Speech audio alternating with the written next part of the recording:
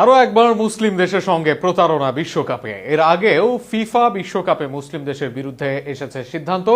এবার সেই সিদ্ধান্ত এলো আর্জেন্টিনার পক্ষে, যাতে ভুক্তভোগী আফ্রিকার মুসলিম দেশ মিশর, যেখানে যে ফাউলে মিশরের হলো গোল বাতিল, সেই ফাউলেই গোল দেওয়া হলো আর্জেন্টিনাকে।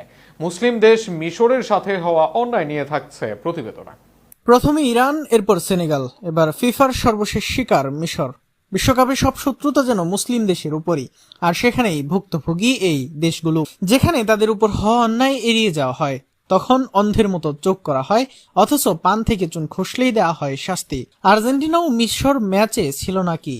মিশরের বিপক্ষে শুধু আর্জেন্টিনার 11 জন খেলেনি, খেলেছে রেফারি, খেলেছে পুরো ফিফা, যেখানে ভুক্তভোগী আরো এক মুসলিম দেশ।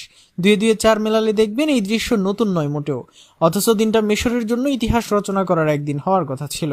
শুরুতে হেডে এক গোল, এরপর জিকুর দারুণ কাউন্টার অ্যাটাক থেকে গোল, কি ছিল না মিশরের। কিন্তু এই মিশরকে আটকাতে রেফারির একের পর এক বাজে সিদ্ধান্ত, তাতে এই ভুক্তভোগী দলটি ম্যাচের 21 মিনিটে পেনাল্টির বাজি মিশরের বিপক্ষে, যেটা নিয়ে আছে বিতর্ক। এরপর 56 মিনিটে বাতিল হলো মিশরের গোল, দেয়া হলো বিল্ড আপে ফাউলের অজুহাত। অথচ 91 মিনিটে যখন আর্জেন্টিনা করলো গোল, তখনও দেখা যায় একই ফাউল, কিন্তু সেই সময় ফাউলের বাঁশি বাজায়নি রেফারি, দেয়া হয়নি কোনো কল। উল্টো প্রতিবাদ করতে আসলে একের পর এক টিম মেম্বারদেরকে দেয়া হয় কার্ড। মুসলিমদের সাথে এমন আচরণ নতুন নয়। এর আগে ইরানকে বিদায় করতেও প্রচারণা চালিয়েছে আমেরিকা, যেখানে শেষ মুহূর্তে বাতিল হওয়ায় ইরানের গোল। সেনেগালের সাথেও হয়েছে অন্যায়। ম্যাচ শেষের আগে আগে তাদের বিপক্ষে দেওয়া হয় পেনাল্টি। যখনই মুসলিম দেশরা দাপট দেখানোর চেষ্টা করছে, তখনই আটকে রাখা হয়েছে তাদের।